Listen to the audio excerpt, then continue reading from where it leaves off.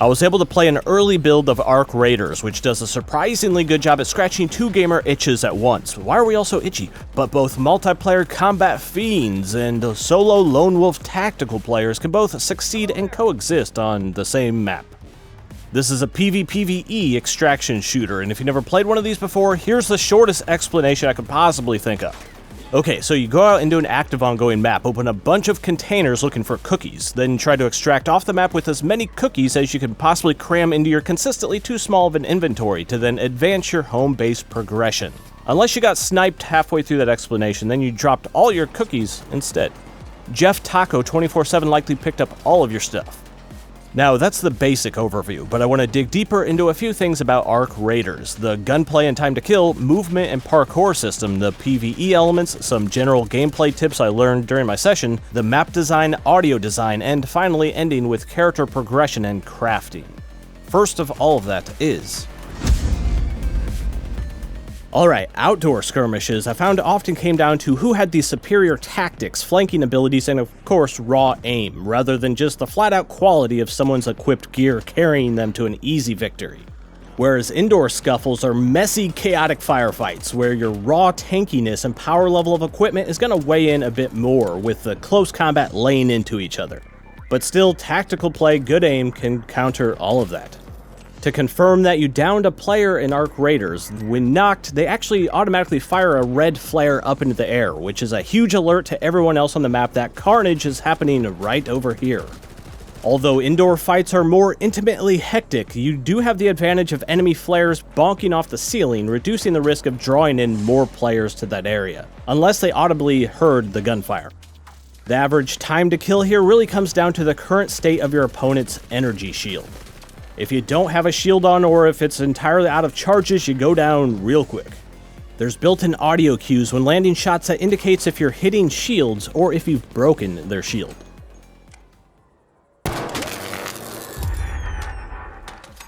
So yeah, I put this at a medium time to kill for the genre. You have just enough time to wiggle around and try some maneuvers when shot at, and it's not super spongy, but also who fires first doesn't directly dictate who lives and who dies. The core movement mechanics of your character are crouching, sliding, dodging, jumping, and climbing. No going prone. You have a dedicated button for an omnidirectional dodge, where you go furthest going forward, shorter roll to the side or backwards. Sprinting into a crouch lets you slide, and you can even slide in one direction and look and shoot in any other direction while maintaining your forward momentum. Sliding down slopes is a key feature built into each map, and after just a few matches, you'll start seeing the entire world as fun slide opportunities, just like when you were 5. Whee! That's what I sounded like when I was 5. There's a light parkour system in place, and the majority of the game world is scalable if you manage to find a lip or edge of something to grab onto. Overall, the parkour and movement have a nice weighted feel to it. It's responsive, but still keeps you connected with the environments. The Ark are the AI enemy faction that'll be a constant threat that comes in many shapes and sizes. From tiny roller bots and spider ticks to flying drones, up to larger crawler robots to then giga crawler robots, which the devs recommend that multiple squads make a truce to team up to actually be able to take down. This thing was guarding some kind of a special building that could spawn some rare loot, but we failed quite spectacularly before we could get any of that. More often than these big boys, though, flying drones were the most common appearance, trying to constantly spot you or your teammates. Tons of ammo was spent on these things. If you can, avoiding them is probably the better play. Some enemies, like the Bastion, have weak points that can be shot and destroyed to take them down faster. Its yellow knee joints were vulnerable, and each of its legs could be individually broken off as it desperately still tried to hobble around and melt us. And right when I thought I just took down my very first one, thing's still not dead. We eventually got it, though. Each of the maps in Arc Raiders puts a big emphasis on verticality. From scaling up the side of a giant Arc corpse to perch up on a tall barrier wall, to the decision of taking the high-sloped roofs of the city instead of traveling down in the more obscured streets, or fighting your way up to the pinnacle of the map so you can observe everything going on in the entire area. The draw distance was crazy. I could even see random little Ark bots moving around on the outskirt edges of the map. The human raiders have a few ways they can modify the map, like setting up their own zip line to quickly access a higher vantage point or to cross normally inaccessible gaps. There's also metal shield walls that can be assembled to cut off line of sight and provide cover, or door blockers which can cut off access to certain entry points. Maps are filled with micro threats to constantly keep an eye out for, like rigged vehicles that sound an alarm if you get too close. Cameras and automated turrets will be lingering up on the walls of interiors, adding some stealth elements. Birds will also be scared off by nearby players, which is a nice visual indication of where enemy movement is. Another modifier is the map's time of day and current weather. In the evening, the gleaming sunbeams will slightly obscure your vision in one direction as opposed to having clear visibility if you're facing the opposite way. Storms and fog will also adjust the visibility, creating somewhat closer quarter conflicts with less sniping. And then there's the full night raid modifier, which drastically changes your playstyle, since everything gets super dark if you flick off that flashlight.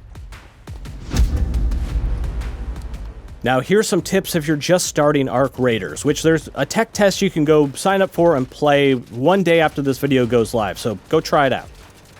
Okay, first you're going to want more inventory space in an extraction shooter like this. Build the equipment workbench as one of your first things, because then you can craft a Raider augment. This can be equipped onto your character, which functions like a backpack. That gives you more inventory space, safe pocket slots that you can put stuff in to protect it from being lost on death, and these augments let you equip higher rank energy shields if you happen to find any. You can recycle items to break them down into smaller resources from both your inventory during a match or in your stash back at your base.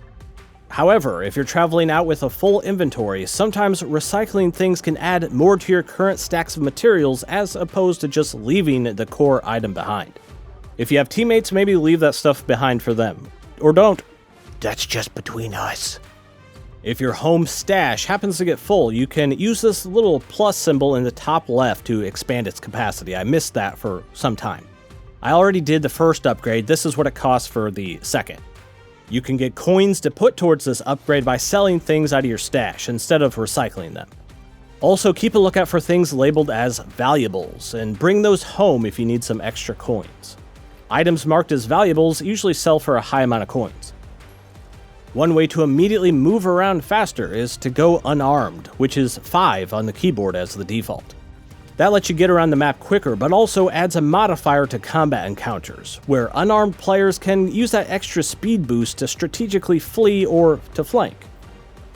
When you just have super basic gear like the starter level 1 Rattler, you're probably going to struggle with its low magazine capacity, finding yourself in awkward reload dances with your opponents.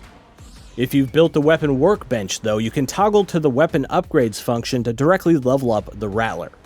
The Rattler doesn't have an expanded magazine slot, but upgrading it will increase its total magazine capacity each time. Might improve your chances of taking someone down before you have to reload or swap weapons. To know where you should go loot, any locations marked yellow are going to be fairly populated with loot, with a decent chance of encountering other players. Red locations, though, have the highest loot potential, but also draw in the most players and Ark. If you happen to come across a grenade called the Wolf Pack, make sure to save these things. When thrown up into the air, these will auto-target any nearby Ark enemies, dealing high damage to them. If you forgot to bring shield rechargers or just happen to run out of them, taking down Ark enemies is an easy way to obtain Ark power cells. You can actually use those on yourself, which functions like a partial shield recharger. If you find one of these boxes that you can pick up and carry around, there will be a nearby field depot you can lug this to. This opens a special loot container that's usually locked. To quickly know where these field depots are at, just look at the map, it's indicated. The audio design was immediately impressive and created a tangible spatial awareness experience on your ears. Like here, I captured my very first match I ever played where I'm freaking out with how much enemy movement I could hear in the floors above me.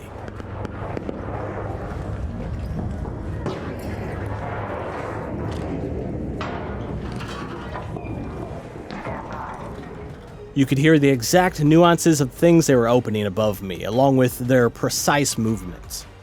Outdoors, if you listen close, you can tell the auditory difference your character makes passing over sand, then rocks, and through foliage.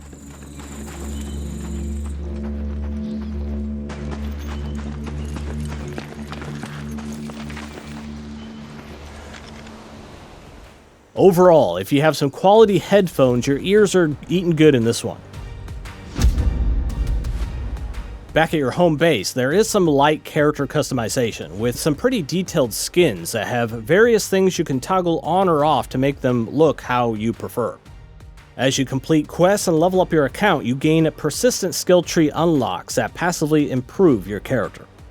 In the Traders tab, here's where you can directly buy things with in-game coins from each vendor and accept their associated quests. The workshop is your main base mechanic, and you can assemble new crafting stations as you progress that let you turn all those random cookies you picked up into gear that you can slap onto your character.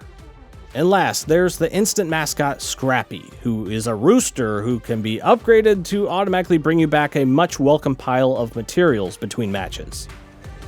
And I think that about covers what to expect out of Arc Raiders. I think Embark Studios has another win on their hands after launching the finals in 2023, which I also loved, so it seems like they build their games just like how I prefer. Low jank, smooth gameplay, high frame rates, looks great. This isn't sponsored or anything, I wish, but I'll put a link down in the description if you guys want to check out the live tech test. Be vocal on what you like and what you'd like to see tweaked or added, since Embark actually does listen and this is still in development. Any other questions about the game, let me know. I'll try to answer them. As always, I'm Alex. Thanks for checking this out today.